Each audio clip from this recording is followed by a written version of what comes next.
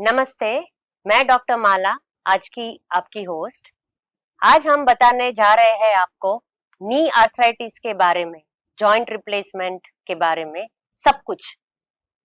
तो वो जानकारी देने के लिए हमारे साथ है आज डॉक्टर धीरज परोठी। नमस्ते। सर नमस्ते, आपका नमस्ते। हमारे पॉडकास्ट में हार्दिक स्वागत है। Thank you. तो सर, आप हमें आपके अर्ली इयर्स के बारे में बताइए पहले। देखिए, जॉइंट रिप्लेसमेंट की हिस्ट्री के बारे में जब हम बात करते हैं तो इंडिया में बहुत लिमिटेड सेंटर्स थे जब हमारी ट्रेनिंग थी। फिर इन 2001 और 2 तो ट्रेनिंग पीरियड था, तो देन एक सेलिब्रिटी होता था joint replacement surgeon is Correct. Like because nobody was doing in the country, limited people. Sir वो कौन सा साल था जब आपने शुरू किया? 2-3 oh wow. then I was doing orthopedic practice. 2005 I got the offer from Dr. Ranawat, doctor Rana. CS Ranawat from New York. Okay. So he was a designer surgeon and was popular in India because of our Prime Minister Atal Bihari Vajpayee. He operated. Okay. Then I moved to New York in 2007-8. I got the opportunity. I stayed there. Right. So sir, आप early years में New York से शुरू किया, फिर आगे की journey क्या रही आपकी? न्यूयॉर्क से करने के बाद में I did my super specialization MCH from university of Dundee, और लकीली आज की डेट में मैं वहाँ पे विजिटिंग प्रोफेसर भी हूँ। लास्ट 8-9 ईयर्स से टीचिंग मेरी हॉबी रही है, मज़ा आता है। सबसे अच्छी चीज़ लगती है कि बच्चों को जो हमने सीखा है वो वापस डिस्ट्रीब्यूट करें, वापस एजुकेट करें लोगों को। तो ट्रेनिंग और एक्सचेंज होता है, आइडिया एक्सचेंज होता है, टीचिंग अब एडवांसमेंट आ रहा है। जो जॉइंट रिप्लेसमेंट की हमारा लर्निंग पीरियड था, आज हम देखें 20 इयर्स के बाद में सिनेरियो टोटली चेंज हो गया। तो आपने क्या चेंजेस देखे जब वो आपने अर्ली इयर्स में शुरू किए थे और अभी आप जो देख रहे हो, तो मेजर चेंजेस क्या हुए थे? देखिए, यूरोप से और US से बात करूं तो 2007-8 में कंप्यूटर नेविगेशन के बड़े बड़े मैनहट्टन में होर्डिंग देखने को मिलते थे।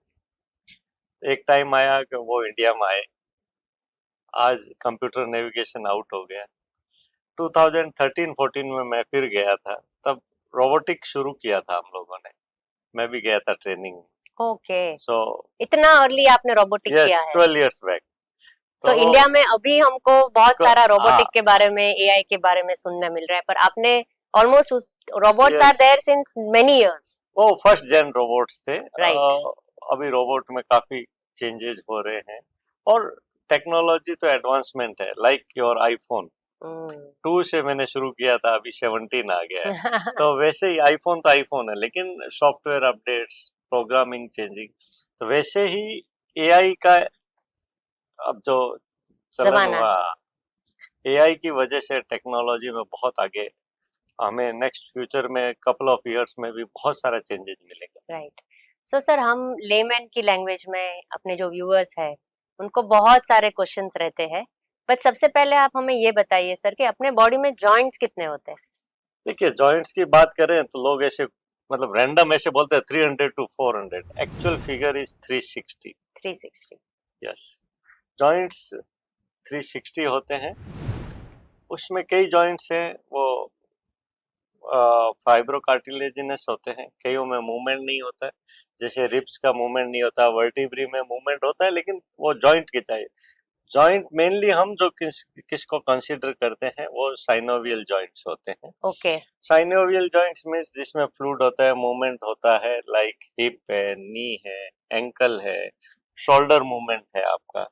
ये बॉल एंड सॉकेट या नी जॉइंट की हम जहाँ बात करते हैं, जिसके लिए आज हम बैठे हैं, वो सबसे बड़ा जॉइंट है आपके बॉडी का। नी जॉइंट, नी जॉइंट सबसे बड़ा जॉइंट, जिसे घुटन बोलते हैं, घुटना बोलते हैं। जॉइंट की आर्थराइटिस में तो जैसे डायबिटीज की वजह से शोल्डर मूवमेंट रेस्ट्रिक्ट होता है, स्टिफनेस आती है। नी जॉइंट एक ऐसा जॉइंट है, वो सबसे बड़ा जॉइंट है, वेट बेयरिंग जॉइंट है। जिस 3 वेट बेयरिंग जॉइंट बोला मैंने, एंकल, नी एंड हिप। घुटना सबसे बड़ा जॉइंट है और सबसे ज्यादा वजन घुटना लेता है, सही बॉडी है। वेट का। करेक्ट। और आपका जितना भी मूवमेंट है उसमें सब में पार्टिसिपेट करता है।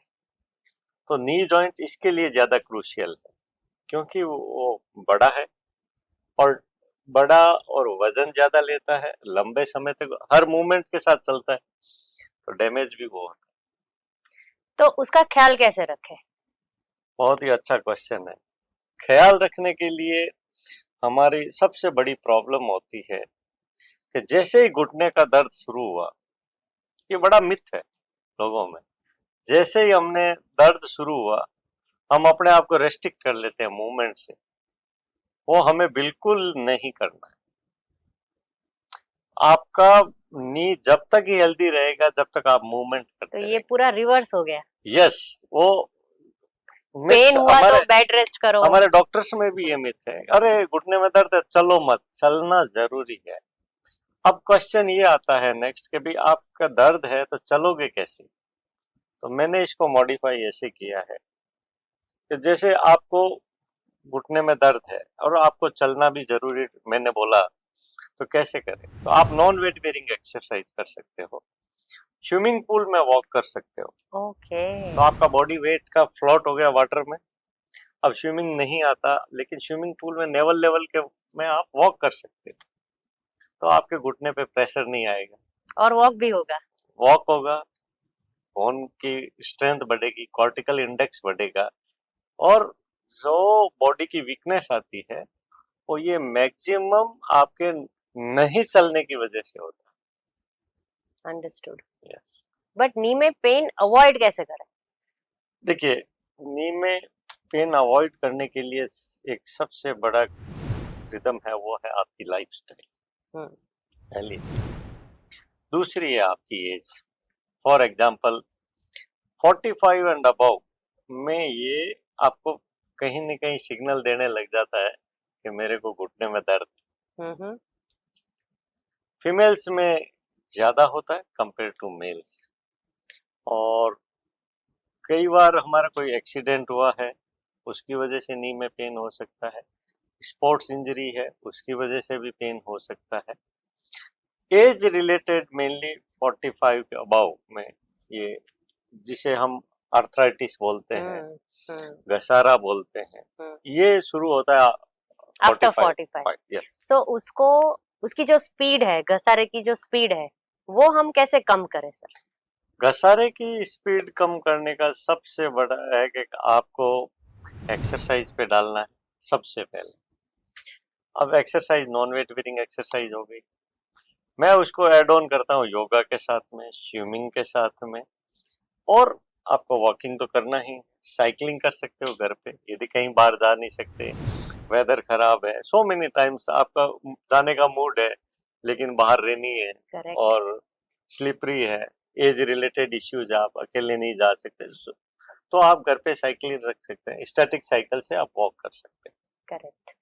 सो सर आपने बताया कि घसारा, तो आप उसको डिफाइन कर सकते हैं कि जैसे अर्थराइटिस ही घसारा होता है ना यस, सर? ऑस्टियोआर्थराइटिस। ऑस्टियोआर्थराइटिस, तो हमें थोड़ा लेमन लैंग्वेज में आप समझाएंगे? देखिए, घसारा कई टाइप का होता है, और एक तो जिसे बोलते हैं रोमेटॉइड आर्थराइटिस, जिसे हिंदी में गठिया भाव बोलते हैं। दूसरा होता है गाउटी आर्थराइटिस, जिसमें अपने चौक जैसे, चारकोट जैसे होते हैं ना, वैसे जॉइंट के बीच में डिपोजिशन हो जाता है, तो उसे गाउटी आर्थराइटिस बोलती है। Usually start from small joint, mainly great toe में आपका पेन शुरू हो जाता है, अंगूठे में, तो हमें पता चलता था, कई लोग बोलते हैं यूरिक एसिड ज्यादा है, ये है वो है। ऑस्टियोआर्थराइटिस कॉमन टर्म है एज रिलेटेड। Okay okay. तो ऑस्टियोआर्थराइटिस आप ये समझिए कि because of age, because of trauma, कुछ लोगों में जेनेटिक है, ओके। माँ बाप की वजह से भी हो सकता है, और एक इम्पोर्टेंट रीजन है वो हम भूले हैं, वो है वजन। ओके। तो यदि आपका वजन ज्यादा है तो आपको 5 टाइम्स से 9 फोल्ड आपको प्रेशर ज्यादा पड़ता है बॉडी वेट का। सही है। तो सर ये इसमें से जो भी कोई एक मॉडल है, हाँ इसमें हाँ, से आप समझा सकते हैं कि ऑस्टियोआर्थराइटिस कहाँ पे शुरू क्या होता है? ये देखिए, घुटने के मेन पार्ट है फीमर, टिबिया और पटेला, 3 पार्ट होते हैं, और जो ये व्हाइट कलर की जो स्काई ब्लू कलर की दिख रही है ये मेनली कार्टिलेज है, और ये जो व्हाइट कलर की गद्दी दिख रही है इसे मेनिस्कस बोलते हैं। सी शेप होती है दोनों साइड में, और घुटने में मेन 4 पिलर्स होते हैं। अंदर के लिगामेंट को एमसीएल, एलसीएल, ये पीसीएल और ये एसीएल, ये लिगामेंट है वो बिल्डिंग को बनाते हैं। वैसे पिलर्स वैसे घुटने के ये पिलर है, ये रहता है तो घुटना आपका स्टडी रहता है, मजबूत रहता है। जैसे जैसे एज आती है, first thing is cartilage loss हो जाता है, डैमेज हो गया। जब कार्टिलेज रब हो रही है बोन टू बोन, इसे बोलते हैं grade 4 arthritis. Usually grade 1, grade 2, grade 3 और ग्रेड 4 4 तरह की आर्थराइटिस होती है। यदि हमारे घुटने में कोई कारण से एक कंपार्टमेंट डैमेज है तो इनिशियल स्टेज में फॉर कोई भी रीजन से, तो उस वो भी रीसर्फेस करके कैप लगाई जा सकती है। अच्छा उसको टोटल नी रिप्लेसमेंट की जरूरत नहीं है। अच्छा, तो वो प्रोसीजर को क्या बोलते हैं हम? देखिए, जो पार्शियल नी रिप्लेसमेंट या यूनिकॉन्डाइलर नी, इवन दो आज की डेट में जो अवेलेबल है पटेलोफिमोरल जॉइंट, जो मैंने बोला जिसमें टखनी चलती है, उसको भी रीसर्फेस किया जा सकता है। अच्छा, तो जितना डैमेज है उतना ही कैप लगाया जा सकता है। और वो उसमें सर जो बड़ा ऐसे टाँका होता है वो नहीं वैसे लगेगा कुछ या नहीं, छोटा? छोटा सा इंसिजन। राइट। सो हम वो जान ले, वो हमारे लिए बहुत जरूरी है कि यदि हमें नी का दर्द है और नी रिप्लेसमेंट सर्जन के पास जाए, तो ऐसा जरूरी नहीं है कि आपका टोटल नी रिप्लेसमेंट हो ही जाएगा या आपका पूरा नी खोल के आपको सर्जरी करवानी पड़ेगी। जैसे अभी सर ने बताया कि हम मिनिमल इन्वेजिव छोटे टाँके से भी हम नी का जितना भाग खराब हुआ है उतना हम रिप्लेस कर सकते हैं, ताकि हम नेचुरल नी को बचा पाए। पूरा नी हमें चेंज करने की जरूरत नहीं है। देखिए, शुरुआत की घसारे में कोई सर्जरी की जरूरत भी नहीं। सो ये तो आपने बहुत बड़ा न्यूज़ बताया। हम लोग क्या करते हैं, डॉक्टर्स या मतलब ऑर्थोपेडिक सर्जन होता है, तो सर्जन से हमें हमेशा डरते हैं कि जाएंगे तो सर्जरी कर देगा। एक्चुअली ये बहुत बड़ा मिथ है। हमारी ओपीडी में आज हम 100 पेशेंट देखते हैं तो 70% patient treated conservatively with the calcium D3 supplements और फिजियोथेरेपी, ताकि आप आर्थराइटिस को लंबे समय तक डिले कर सकते हो और सर्जरी से बच सकते हो। सही है सर। तो तो मुझे ऐसा लग रहा है कि नी रिप्लेसमेंट सर्जन के पास आपको जब दर्द हो उसके पहले आप जाएंगे तो आपका आर्थराइटिस पोस्टपोन हो सकता है। पहले तो नहीं जाएगा, मतलब मैं हमेशा क्योंकि ऐसे 45 इयर्स आपने बताया ना, तो लेकिन थोड़ा सा प्रिवेंटिव वो बनाए तो। इन जनरल पब्लिक ऐसे आएगी नहीं, पर आना चाहिए सर। एपियर होने पे यदि आपको नी पेन एपियर हुआ है और कभी आपको लगता है कि मेरी स्पीड कम हो गई है, तीसरी मोस्ट इम्पोर्टेंट थिंग क्या होता है, आप सोते हैं तो आर्थराइटिस होगी ना, तो कहीं न कहीं स्लीप डिस्टरबेंस होता है नी पेन की वजह से। तो ये फर्स्ट सिग्नल है आपको कि आपको डॉक्टर से कंसल्ट करना चाहिए। यानी घसारा शुरू हुआ है, यस। तब जब भी आप जाएंगे तो वो आपको फिजियोथेरेपी, जैसे आपने बताया कि फिजियोथेरेपी है, कैल्शियम है, D3 है, वो शुरू करने से थोड़ा हम उसको पोस्टपोन कर सकते हैं। लिटिल बिट लाइफस्टाइल मॉडिफिकेशन है, फूड हैबिट्स है, शू वियर है, ये सारी चीजें बहुत इंपॉर्टेंट है।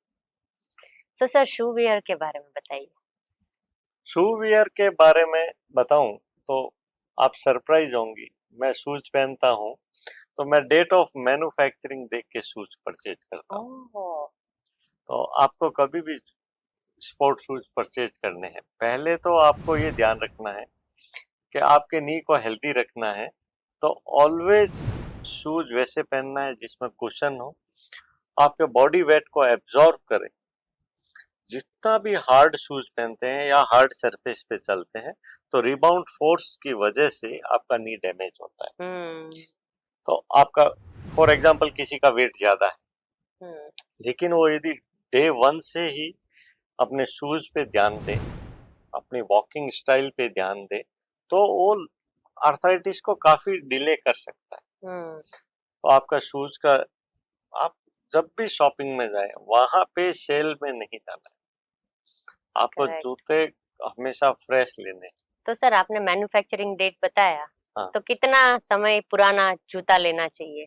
जितना फ्रेश हो, मतलब 2-3 महीने तो डेफिनेटली टाइम लग ही जाता है, पर 1 साल से लेकिन पुराना नहीं। नहीं, 1 साल तो बहुत ज्यादा हो गया। 6 months, with in 6 6 months, months, yes. Right.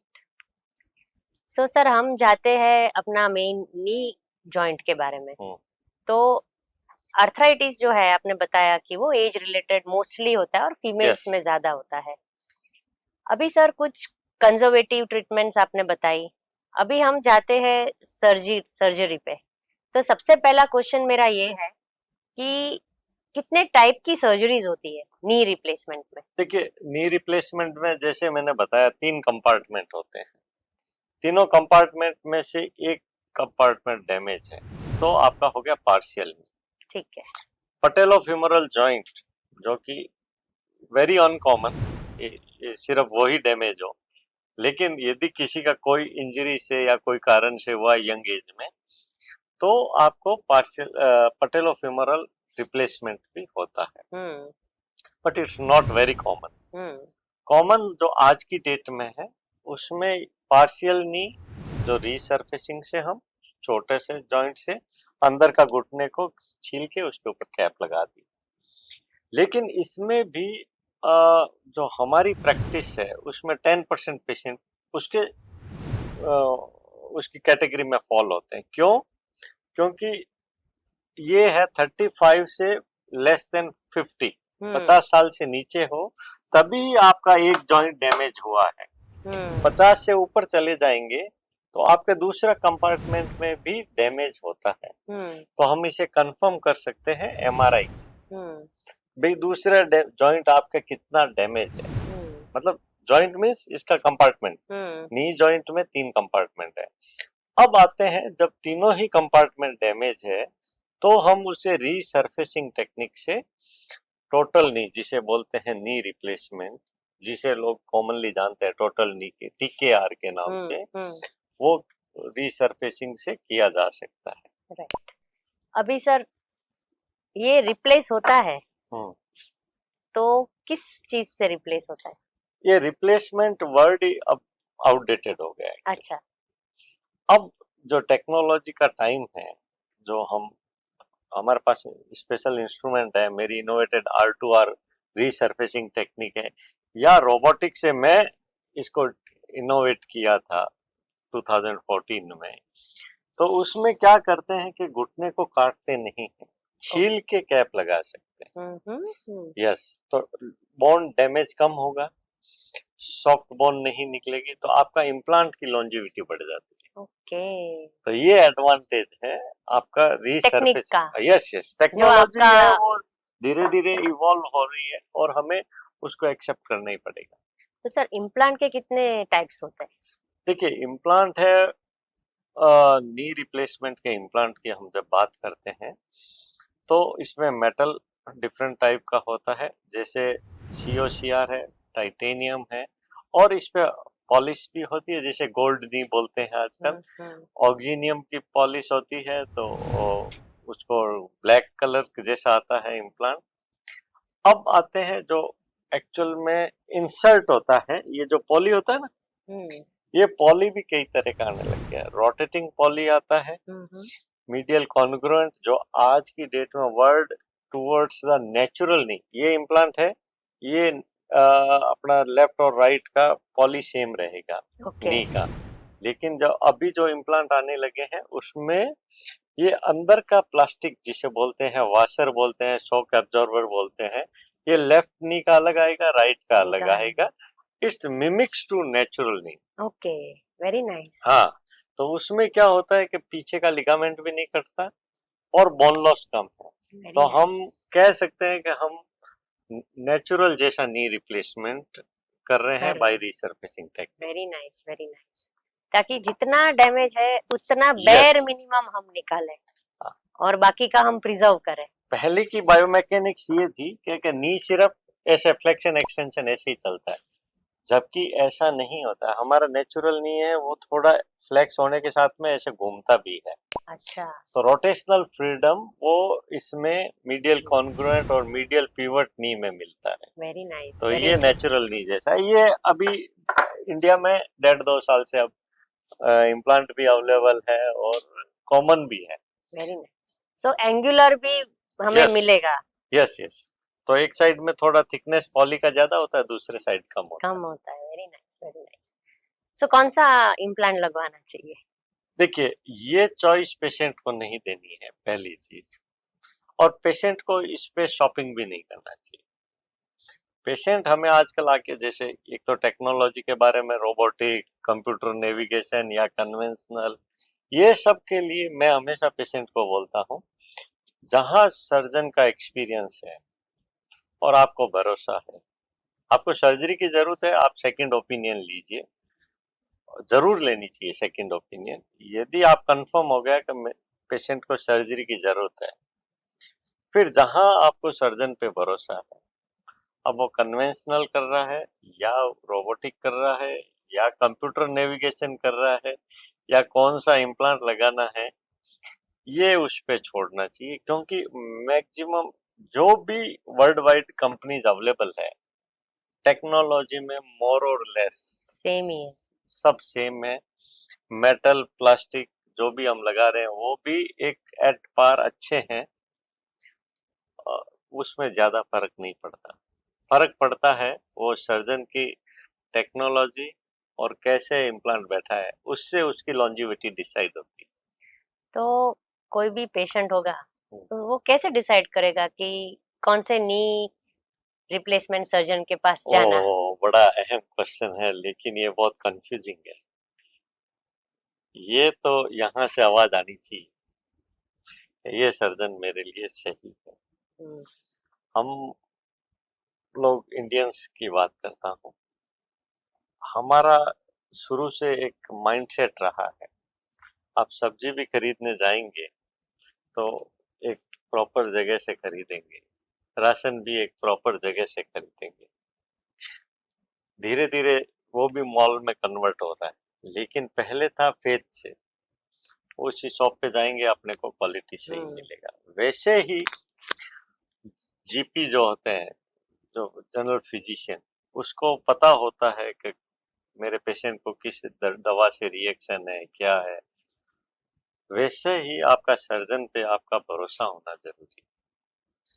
उसको मैं कैटेगराइज ऐसे करता हूँ कि उसका एक्सपीरियंस, वो कितना टेक्नोक्रेट है,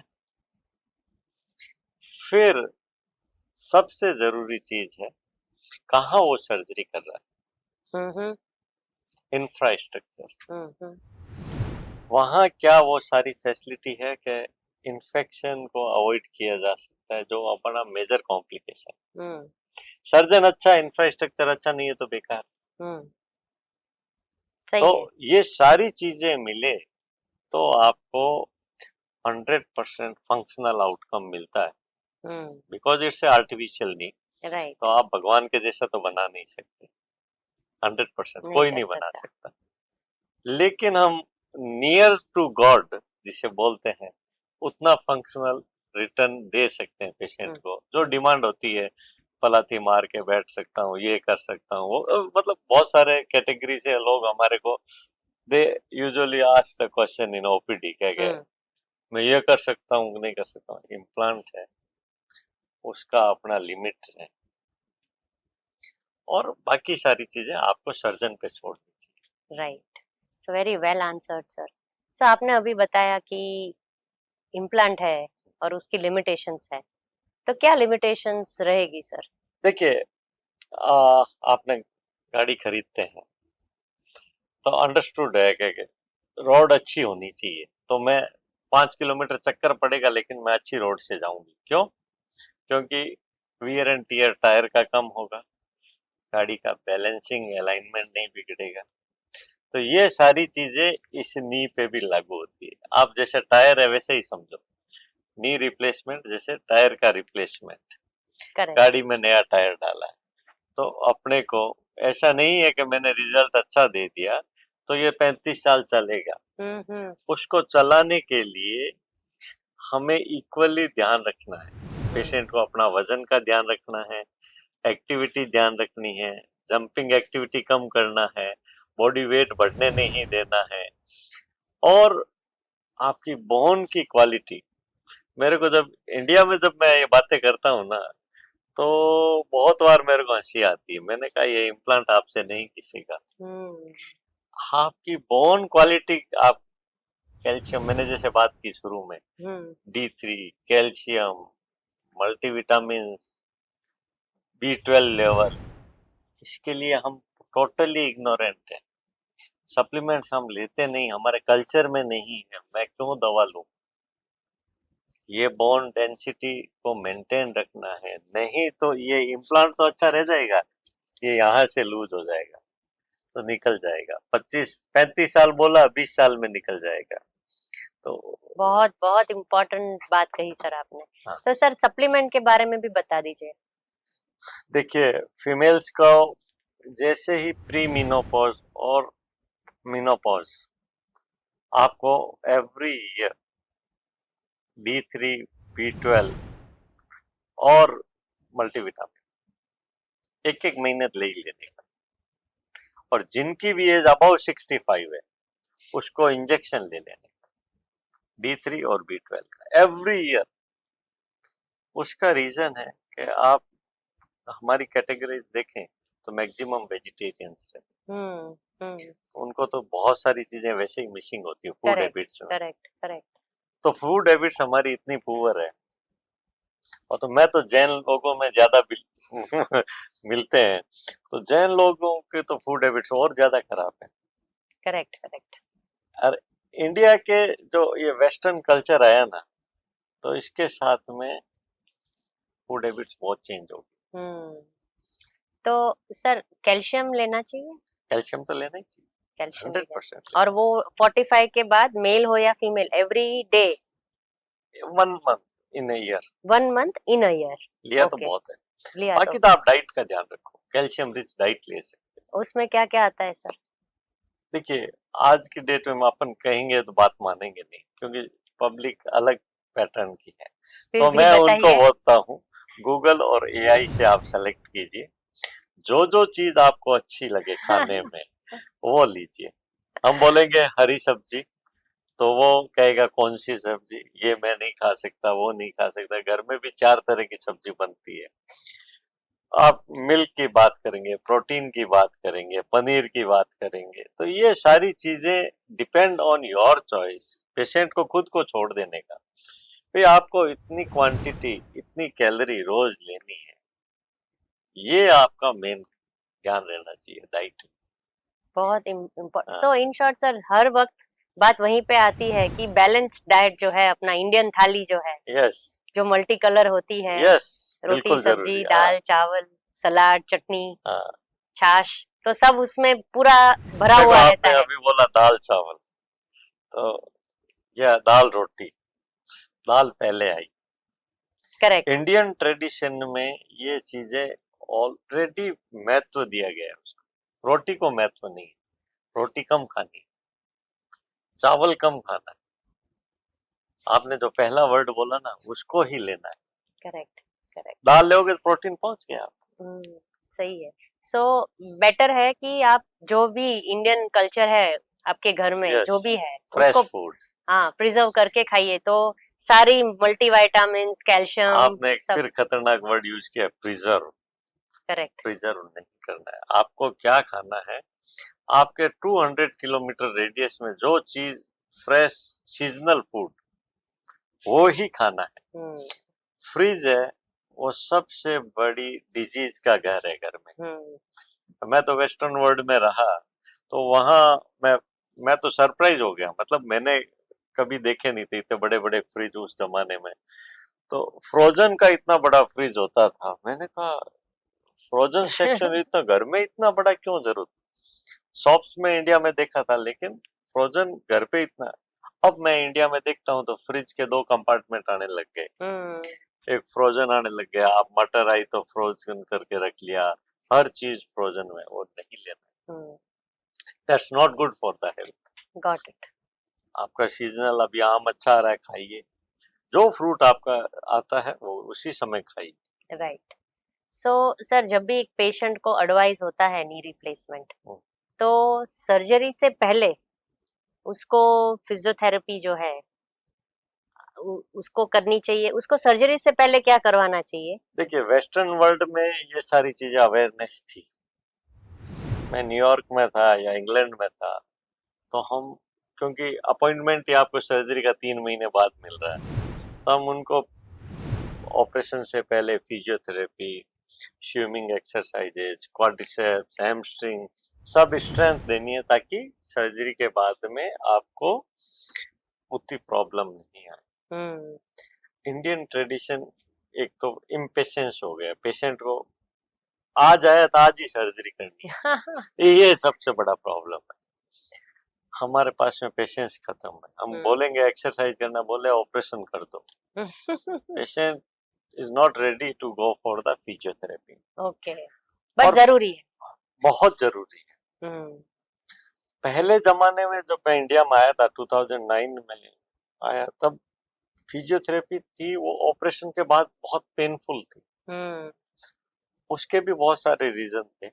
टेक्नोलॉजी और मेरे सर ने कॉकटेल बनाया ताकि ऑपरेशन के बाद में दर्द नहीं हो, मूवमेंट अच्छे से आ जाए। Very nice. तो पेनलेस सर्जरी का कॉन्सेप्ट आया और ये सारी चीजें अब बहुत कॉमन हुई धीरे धीरे। तो अब उस चीजों को आ गया कि डे केयर सर्जरी हो गई। ओके। सुबह आया, शाम को छुट्टी। चल सकते शाम को? नहीं, चला तो हम 3 घंटे में देते हैं। ओके। लेकिन शाम को छुट्टी मीन्स और हॉस्पिटल डिस्चार्ज। ओके। तो ये कॉन्सेप्ट इट्स नॉट न्यू, लेकिन हमें बैलेंस करके चलना है। पेशेंट की भी हमें हेल्थ का ध्यान रखना है, कस्टमाइज एज का ध्यान रखना है। और वहां तो क्या है कि पेशेंट घर नहीं जाता था, रिहैब में चला जाता है। Very nice, very interesting, very लेकिन इंटरेस्टिंग। इंडिया में कोई रिहैब सेंटर तो है नहीं, तो यहाँ हम अमेरिकन को फॉलो करते हैं। कुछ लोग डे केयर सर्जरी की बात करते हैं। और कल परसों ही मेरे एक पेशेंट दिल्ली से बात हो रही थी, बोले दोनों घुटने की सर्जरी होगी और शाम को घर भेज देंगे। वो इंडिया में काफी डिफिकल्ट है। उसका रीजन है कि हमारा एजुकेशन उतना अच्छा नहीं है। दूसरी चीज, काफी मेडिकेशंस कंपलसरी होती है जो 3-4 दिन देनी होती है, जैसे ब्लड थिनर है। तो वो चीज जरूरी है। Physiotherapy, gait training, walking, stair climbing, ये हम हॉस्पिटल में ट्रेंड करके भेजते हैं। 7 दिन इसलिए रखते हैं। भाई एल्डरली रिटायर्ड पर्सन है, उसको आपने डे केयर में घर भेज दिया, उसका फायदा क्या? उसको तो कुछ करना नहीं है। सही है।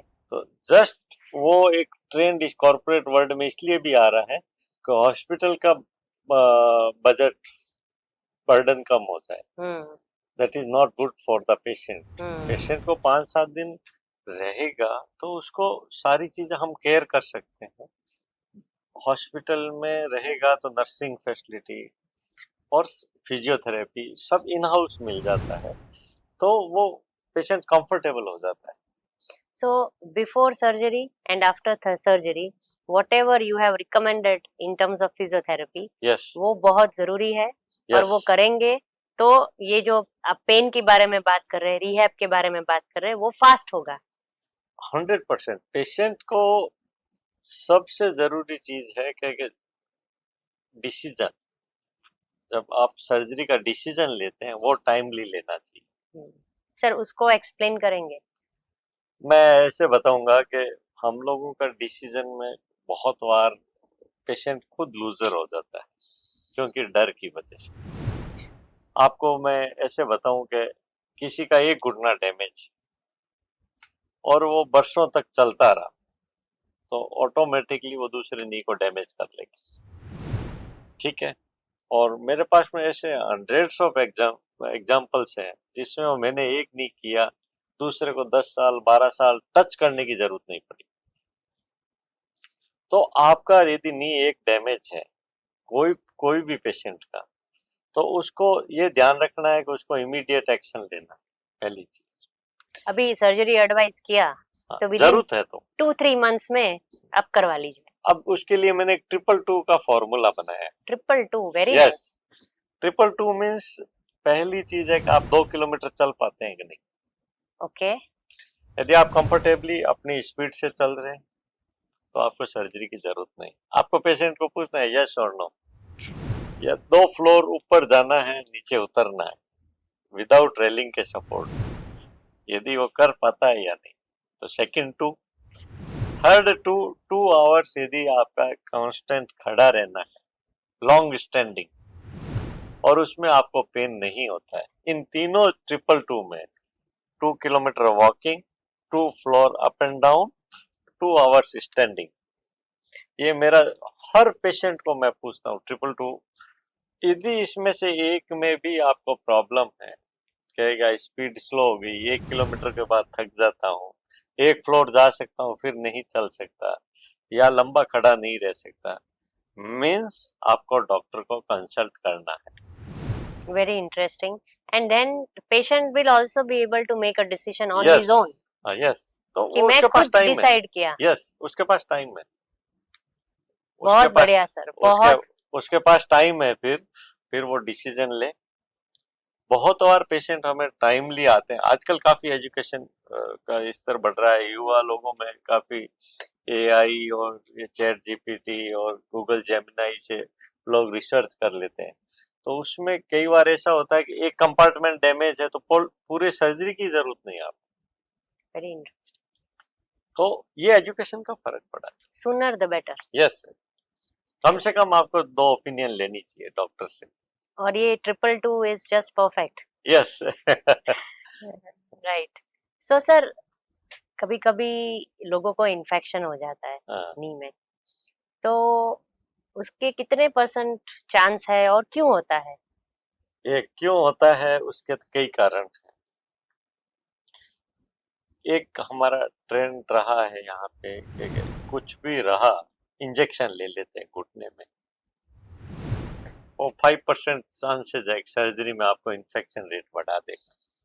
तो पहली चीज, घुटने में जहां तक हो 2 जगह राय करके ही इंजेक्शन लेना है। इंजेक्शन परमानेंट ट्रीटमेंट नहीं है, टेम्परेरी ट्रीटमेंट है, चाहे वो पीआरपी है, चाहे स्टेम सेल्स है, चाहे हाइलुरोनिक एसिड है, चाहे आपका स्टेरॉइड इसको है। छेड़ना नहीं। घुटने में इंजेक्शन नहीं डलाना है, छेड़ना पहला नहीं। पहली चीज। तो दूसरा है, सर्जरी से पहले मैं हमेशा कहता हूँ पेशेंट को ब्लड इन्वेस्टिगेशन और यूरिन जरूर देखना है। तो बॉडी में कहीं पे भी इंफेक्शन का सोर्स है तो सर्जरी नहीं करवानी। कॉमन है फीमेल्स में, वेरी कॉमन यूटीआई, तो आपको कल्चर करा के देखना यूरिन। मैं हर डॉक्टर्स को, मेरी टीम को बोलता हूँ आप कल्चर कराया कि नहीं। यूरिन कल्चर हुआ, आपको पता चल गया यूरिन में इन्फेक्शन है, तो सर्जरी पोस्टपोन कर सकते हो। बॉडी में कहीं पे भी सोर्स ऑफ इन्फेक्शन है तो हमें नी रिप्लेसमेंट के बारे में कुछ दिन पोस्टपोन कर देना। बॉडी हाइजीन बहुत इम्पोर्टेंट है। और शुगर भी, शुगर ब्लड प्रेशर, वो तो आ रहा हूँ वही पॉइंट पे, शुगर तो मेन है। यदि आपका शुगर कंट्रोल नहीं है तो सर्जरी नहीं कर सकते। साथ का साथ ये सारी चीजें होने के साथ मैंने आपको बोला कि ओटी एनवायरनमेंट, वो इक्वली इम्पोर्टेंट।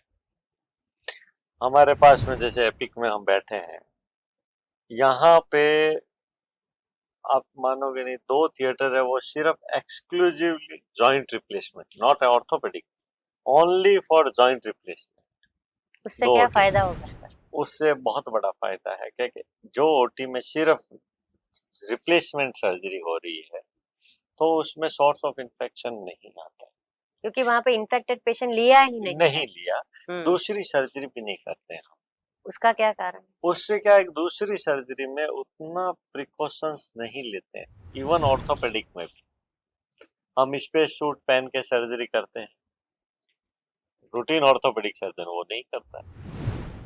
और उनका जो मूवमेंट है पर्सन्स का, नंबर ऑफ पर्सन्स का, ऑर्थोपेडिक केसेज में ज्यादा होता है, हमारे में तो only 3 people required in the theatre, इससे ज्यादा हमें चाहिए नहीं। तो जितना पर्सन्स का मूवमेंट रहेगा थिएटर में उतना ही इन्फेक्शन रेट बढ़ता है। इन्फेक्शन सर आप बता रहे थे, तो उसमें जो ओटी इंफ्रास्ट्रक्चर होता है वो किस हिसाब से चुनना चाहिए या किस हिसाब से होना चाहिए? देखिए, हम जो बात कर रहे थे पेशेंट से रिलेटेड इन्फेक्शन, तो आपका ब्लड रिपोर्ट्स, जैसे हमने बात की है शुगर का, यूरिन का कल्चर, यूरिन रिपोर्ट, ये सारी चीजें नॉर्मल होनी चाहिए। बॉडी हाइजीन का ध्यान रखना है, ये इम्पोर्टेंट है पेशेंट एस्पेक्ट से। फिर आता है कि जैसे ही पेशेंट हॉस्पिटलाइज होता है तो हम उसको जो लिम्ब है उसको पूरा क्लीन करते हैं, पूरी बॉडी को क्लोरहेक्सिडिन बात करते हैं ताकि आपके स्किन फ्लोरा में से जो भी इन्फेक्शन है वो सब निकल जाए। जब हम थिएटर की बात करते हैं तो जॉइंट रिप्लेसमेंट में minimum requirement is class 100 theatre, laminar OT होना चाहिए, क्योंकि हम लोग स्पेस सूट पहनते हैं तो इन्फेक्शन का चांसेस कम हो जाता है। और जो मूवमेंट होता है पर्सन्स का उसको लिमिट करना है। मैं तो यहाँ तक करता हूँ कि गेट भी ओपन नहीं होना चाहिए। Very nice. तो आपका जो ऑपरेशन थिएटर है उसका जो प्रेशर है वो मेंटेन रहे ताकि आपका लेमिनार है वो प्रॉपर वर्क करेगा। तो हॉस्पिटल से रिलेटेड हमारा इन्फेक्शन 0 हो गया।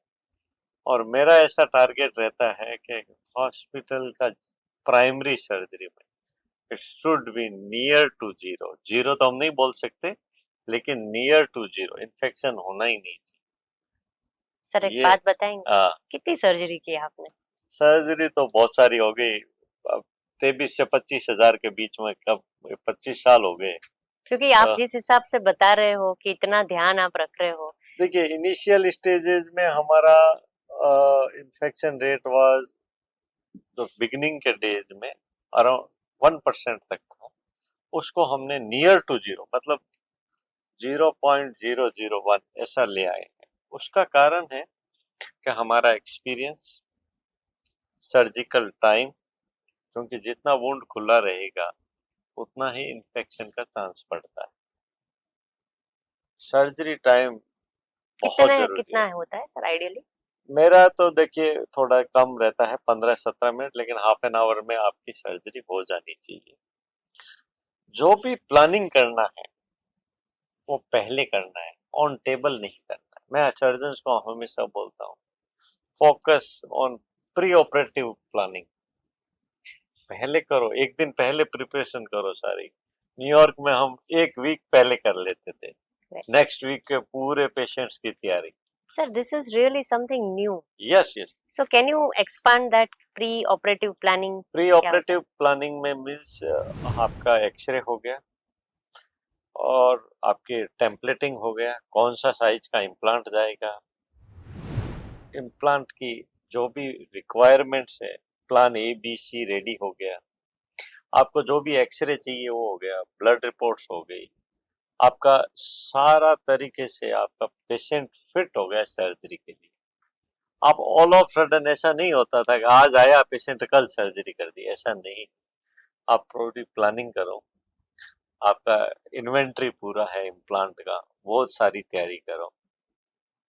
इसमें एक चीज और ऐड करूंगा, जो इम्प्लांट और इंस्ट्रूमेंट होते हैं ना वो सर्जन के पास ही होने चाहिए, ताकि ये जो बाहर घूमते हैं उससे भी इन्फेक्शन आता है।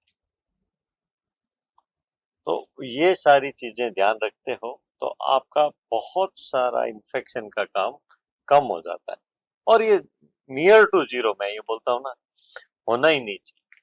सही है। सो पेशेंट को कब पता चलेगा कि उसको शायद इन्फेक्शन है और उसको जल्दी से जाना है डॉक्टर को मिलने के लिए? ये अच्छा क्वेश्चन लिया है। इन जनरल आपको सर्जरी के बाद में थोड़ी बहुत रेडनेस रहती है, लेकिन आपको कहीं पे भी लगे कि मेरे को फीवर आया है, रेडनेस है, नाउअडेज डिजिटल टाइम है पूरा, आप इमीडिएटली डॉक्टर को वीडियो कॉल पे ले सकते हो, आप घुटना दिखा सकते हो। और कोई भी ऐसा सिम्टम लगे, अनईजीनेस लगे, हम पेशेंट को अवेयर करके भेजते हैं। इन बिगनिंग में ऐसा थोड़ा बहुत होता है। वुंड हीलिंग कैसा है, बाय द वे कहीं पे भी वुंड हीलिंग कम है। एल्डरली पर्सन में कई बार स्किन हीलिंग इश्यू होते हैं, लेकिन उसको बराबर एसेप्टिक प्रिकॉशन से हैंडल करना है, नहीं तो वो सोर्स ऑफ इन्फेक्शन अंदर चला जाता है। तो ये चीजें बहुत जरूरी है। फिर आपको लगता है कि कोई हीलिंग नहीं हो रहा है, तो आपको इमीडिएट आपके कंसल्टेंट से ही मिलना चाहिए, जिन्होंने आपकी सर्जरी करी। यस, उसको डिले नहीं करना है। और यदि आप डिफाइन कैसे करते हैं सर कि इन्फेक्शन है? देखिए, इन्फेक्शन है इसका तो ब्लड सीरोलॉजिकल मार्कर होते हैं, जैसे रूटीन आपका CBC, CRP, ESR, urine, fever, hot, थोड़ा बहुत घुटना रहता ही है सर्जरी के बाद, उसकी चिंता नहीं करें। यदि कोई पानी आने लग गया या पस आने लग गया तो वो तो सामने दिख गया है। कई बार सुपरफिशियल भी होता है, जैसे फैट में से भी पानी आता है, पेशेंट डर जाता है, स्वाभाविक, हेवी बॉडी है तो फैट का भी फ्लूइड निकलता रहता है। तो लेकिन आपको अपने कंसल्टेंट को लूप में ले लेना है उसी समय। राइट। और इन्फेक्शन जब पता चले है तो क्या करना चाहिए, क्या होता है? देखिए, इन्फेक्शन एक बार कोई भी कारण से हुआ है तो उसके तो ऑर्थोपेडिक सर्जन भी डरता है, पेशेंट तो डरता ही है, नो डाउट। ये कॉम्प्लिकेशन होना ही नहीं चाहिए, पहली बात। जब भी होता है तो आपको इमीडिएटली डॉक्टर से मिलना है, आपके कंसल्टेंट को इमीडिएटली मिलना है।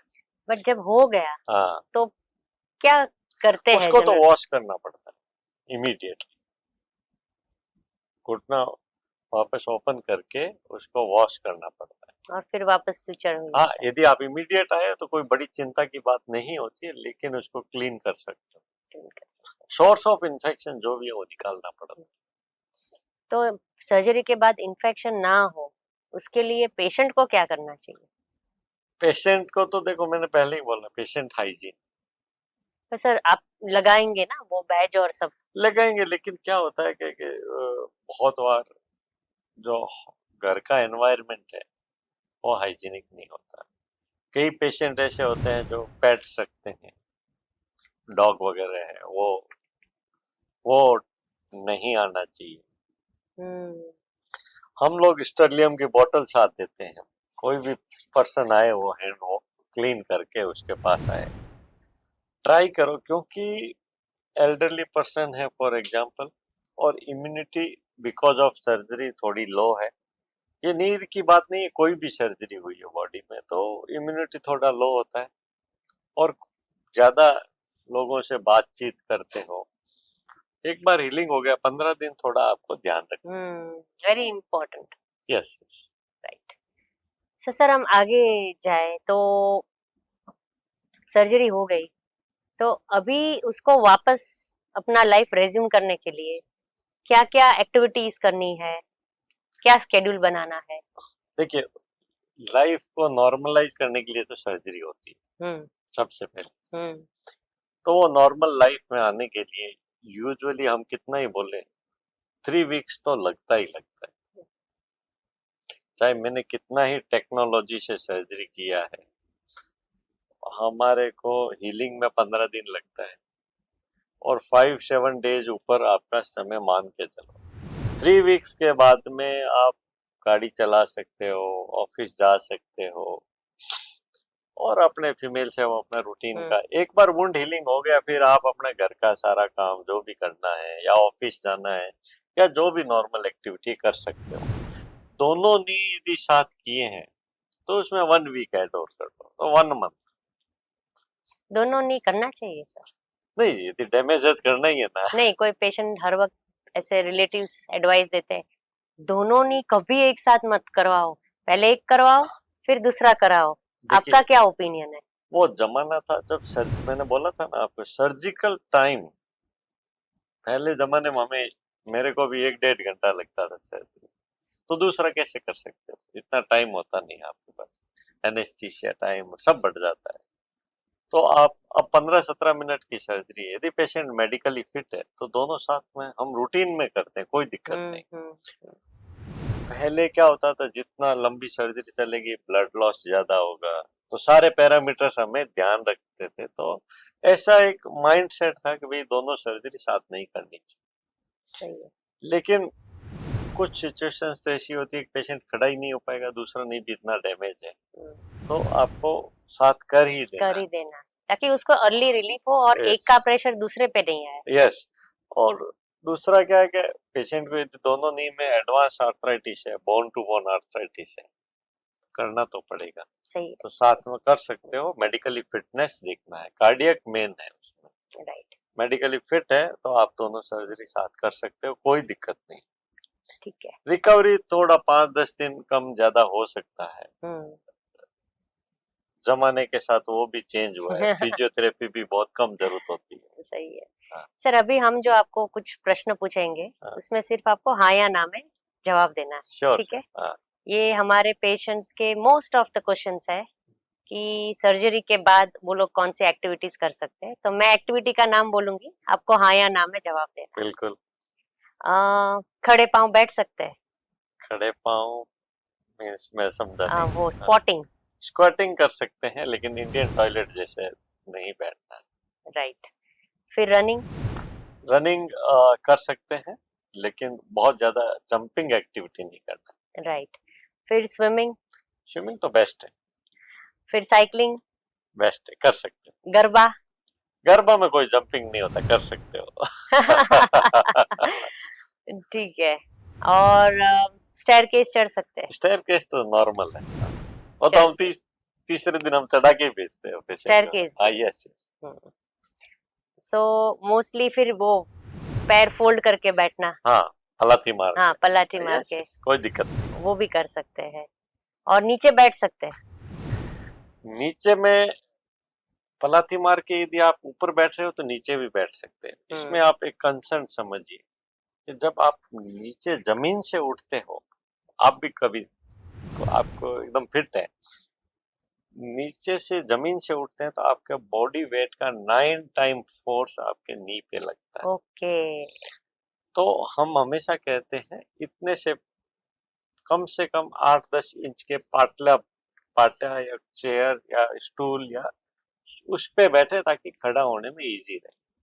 तो सर वो सभी का ड्रीम होता है कि मुझसे नीचे नहीं बैठा जा सकता है। वो ड्रीम रियलिटी है या अभी वो उसको ड्रीम ही रहने दे? नहीं, ड्रीम नहीं है, पहली बात गलत है। बैठ सकते हैं, लेकिन बैठना नहीं चाहिए। मोस्ट ऑफ मेरे पेशेंट नीचे बैठते हैं, पलाती मारते हैं, हम मना करते हैं फिर भी बैठते हैं, लेकिन वो इम्प्लांट की लॉन्जिविटी कम करता है, वो समझते नहीं। लेकिन मेरे कई पेशेंट हैं, वो कहते हैं मैं तो 80 साल का हूँ, मेरे को 35 साल क्यों चलाना इम्प्लांट, मेरी आयुष्य 15 साल है, 20 साल है, तो चल गया बहुत है, मैं तो मस्ती से बैठता हूँ, वो अलग बात है। सर अभी 15-20 इयर्स चल गया तो आजकल लॉन्जिटिविटी भी बहुत बढ़िया है सब में। तो जब रीडू सर्जरी आता है तो उसके बारे में कुछ बताएंगे? देखिए, पहले का हमारा जो एज थ्रेशोल्ड था वो क्वाइट अप था, मतलब हम 65 से अबव में ही सर्जरी करते थे। उस समय का इम्प्लांट प्लास्टिक जो वाशर जिसे इंसर्ट बोलते हैं, उसकी क्वालिटी उतनी अच्छी नहीं आती थी, तो बहुत बार सिर्फ पॉली ही चेंज करना होता है 15-20 साल बाद में, जो अभी किए हैं उनकी बात कर रहा हूँ। और जो आज कर रहे हैं उसमें तो इम्प्लांट भी अच्छा आ गया, पॉली तो विटामिन ई पॉली आ गया, हाईली क्रॉसलिंक पॉली आ गए, तो वो तो घिसेंगे ही नहीं, पहली बात 30-35 साल तक घिसेंगे नहीं। तो रीडू सर्जरी में जो पुराने हमारे किए हुए हैं उनका तो कभी कभार हमें पूरा इम्प्लांट चेंज करना होता है, अदरवाइज समटाइम पार्शियल वाशर ही चेंज करना होता है, वो डैमेज हो गया वो करना होता है। तो बहुत ज्यादा उसका डरने की जरूरत नहीं है, टेक्नोलॉजी अब तो बहुत फास्ट चली गई। सही है। सर ये जो यंग लोग में नी सर्जरीज आने लगी है, knee replacement, do you think it is because of gymming और ओवरवेट, जो वेट लिफ्टिंग करते हैं? What could be the reason, क्यों होता है? देखिए, यंग सर्जन का मतलब यंग कम्युनिटी की बात करें, युवाओं की बात करें, तो lifestyle first, they don't walk. It outdoor is not games, gymming sir. Outdoor games कितने सबको करते ऐसा हैं? ही सर लगता है कि जिमिंग और वेट लिफ्टिंग से नी सर्जरी आया। देखो, कितने वेट लिफ्टर की सर्जरी हुई, कितने जिम करने वालों की सर्जरी हुई। हम जब स्टेटिकली कोई बात करें तो जो फीमेल्स में कॉमन सर्जरी है या डैमेज ज्यादा हो रहा है, उसका फर्स्ट रीजन है ओबेसिटी, ऑस्टियोपिनिया, ऑस्टियोपोरोसिस, जो मैंने बोला सप्लीमेंट्स लेने चाहिए फीमेल्स को। थर्ड मोस्ट कॉमन चीज है उनकी lifestyle. Fourth is food habits. Fifth is shoe wear. ये सब चीजें, आपने आउटडोर स्पोर्ट्स एक्टिविटी को रेस्ट्रिक्ट कर दिया, सारे गेम इंडोर होने लग गए, तो बॉडी की एक्टिविटी नहीं होगा तो बोन डेंसिटी, जो हड्डी की स्ट्रेंथ है, वो वीक हुई, घसारा ऑटोमेटिकली आ गया आप। तो वो एज, कम एज में सर्जरी होना, ये हम खुद इनवाइट कर रहे हैं। सही है, और गॉट इट। 35-40 साल में तो अब बहुत कॉमनली मेरे पास पेशेंट आने लगे हैं जिनको ये कंपार्टमेंट डैमेज हो गया काफी, because of all this points. Sir आज आपने जो बात बताई, इतनी कॉम्प्लेक्स क्वेश्चंस थे, आपने इतने सिंप्लिसिटी से, इतनी डिटेलिंग से और हर एक डिटेल का लॉजिक देके बताया। So thank you so much sir, इतने पेशेंस से आपने इतने सारे क्वेश्चंस के आपने भी आंसर इतना दिए। पेशेंसली सुना मेरे को, ये Right. सबसे अच्छी बात है। नहीं, thank you so much sir. Thank you, thank you, thank you Maharaj. Thank you.